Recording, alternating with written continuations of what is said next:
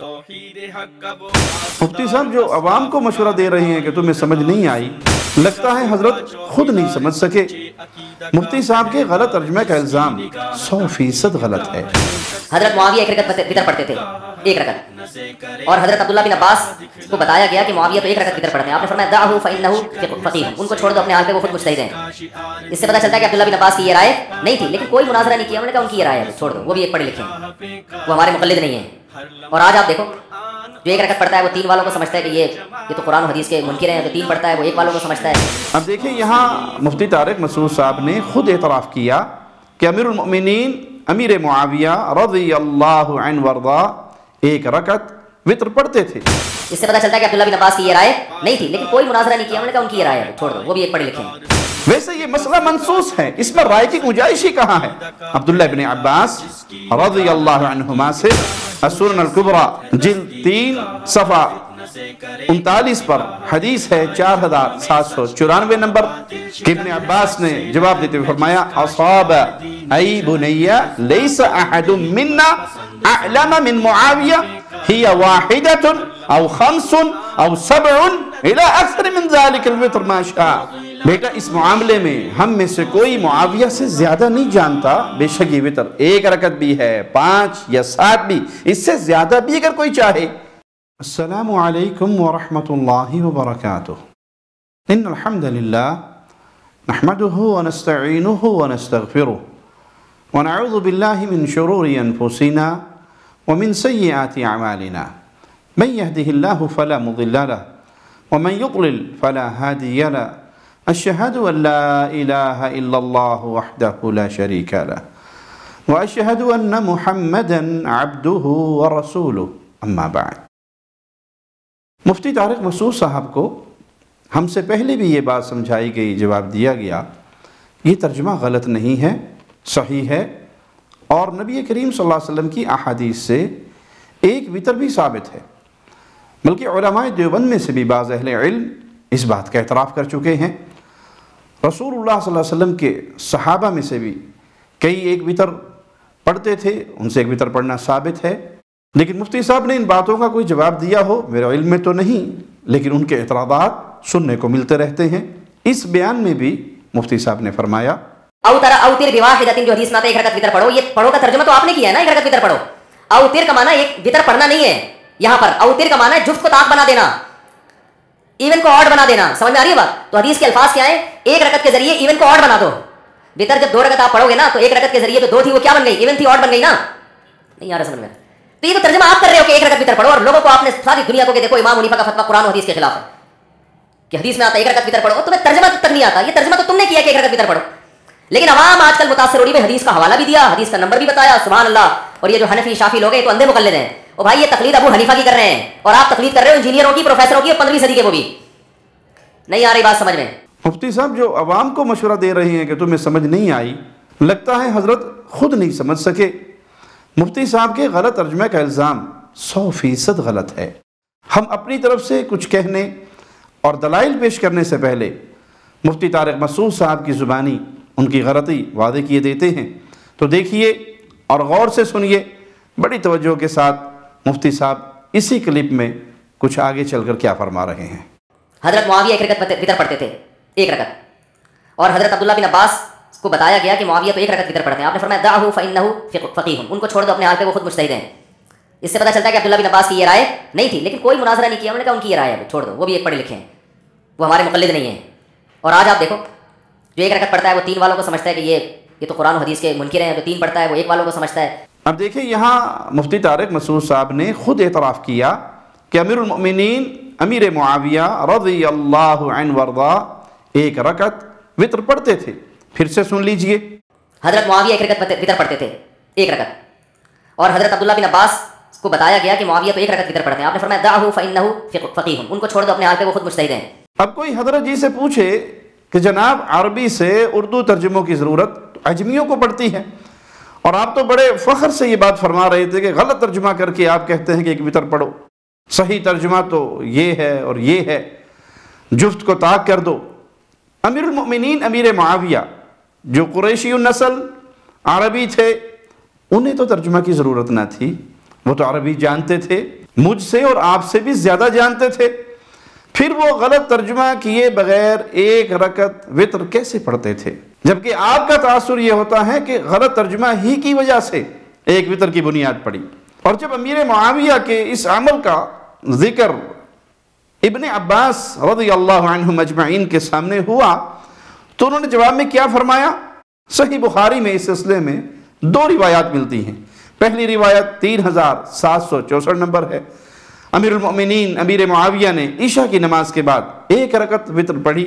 ابن عباس کے آزاد کردہ غلام قریب وہاں موجود ہیں، انہوں نے ابن عباس سے جا کر کہا تو آپ نے فرمایا دعہو فإنہ صحب رسول اللہ، انہیں چھوڑ دیجئے، بے شک انہوں نے رسول اللہ صلی اللہ علیہ وسلم کی صحبت پائی ہے، آپ کے ساتھ رہے ہیں۔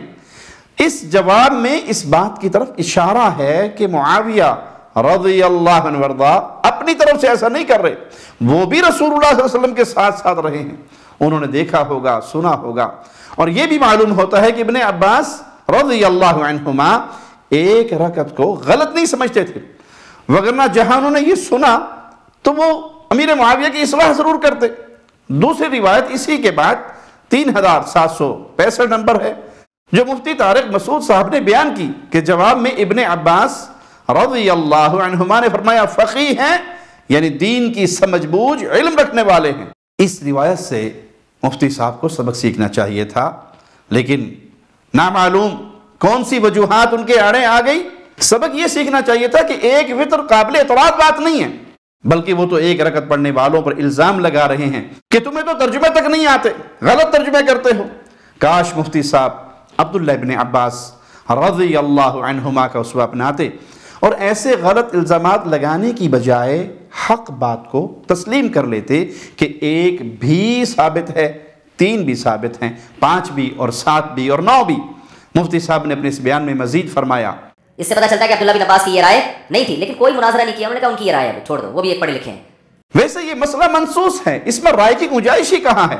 عبداللہ ابن عباس رضی اللہ عنہما سے السنن الکبری جلد 3 صفحہ 39 پر حدیث ہے 4794 نمبر کہ ابن عباس نے جواب دیتے ہوئے فرمایا اصاب ای بنی لیس احد منا اعلم من معاویہ ہی واحدۃ او 5 او 7 الى اکثر من ذلك الوتر ما شاء۔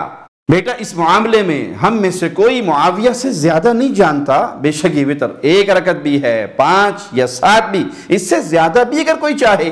جب سیدنا عبداللہ ابن عباس رضی اللہ عنہما خود فرما رہے ہیں کہ وتر ایک بھی ہے تو مفتی صاحب کس بنیاد پر انکار کر رہے ہیں کہ یہ ان کی رائے نہ تھی؟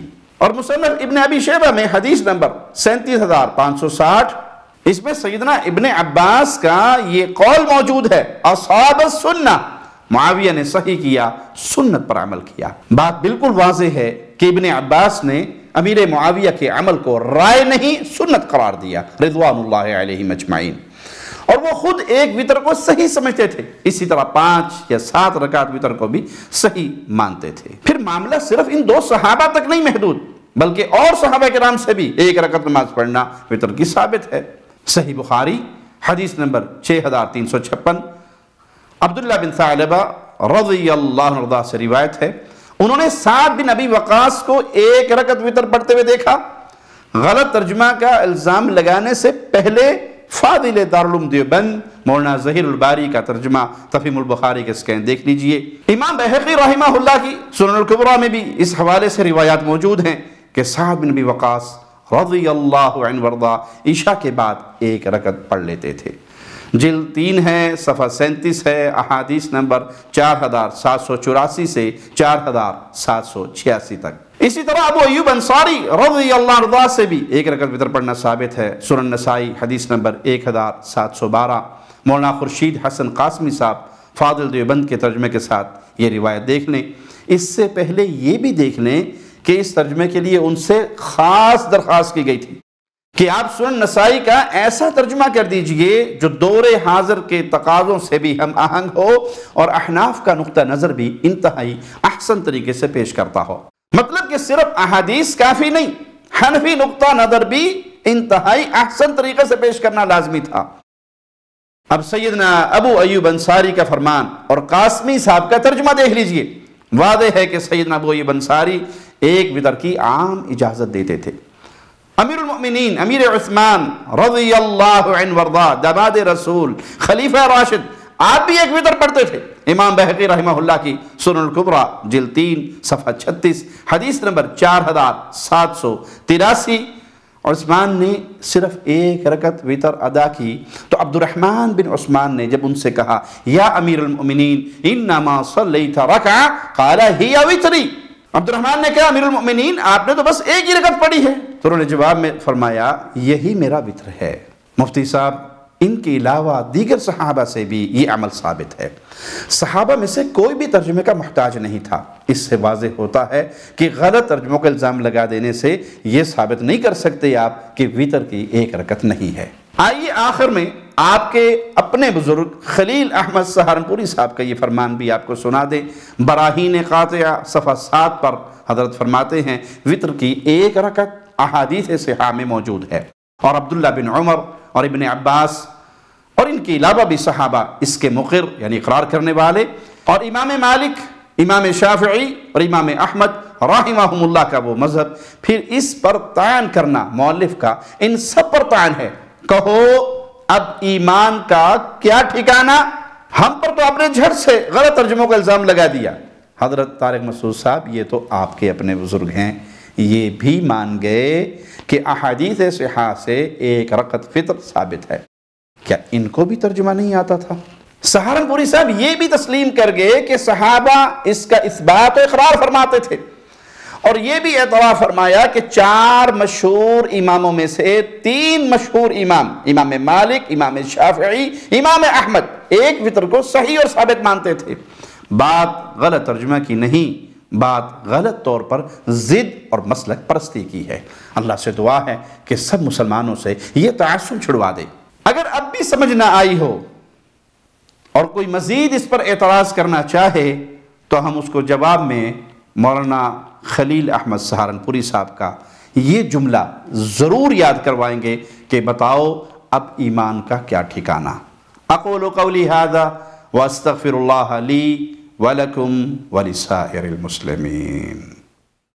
ہر لمحہ قرآن اور سنت کا ترجمان، فضیلت الشیخ توصیف الرحمان۔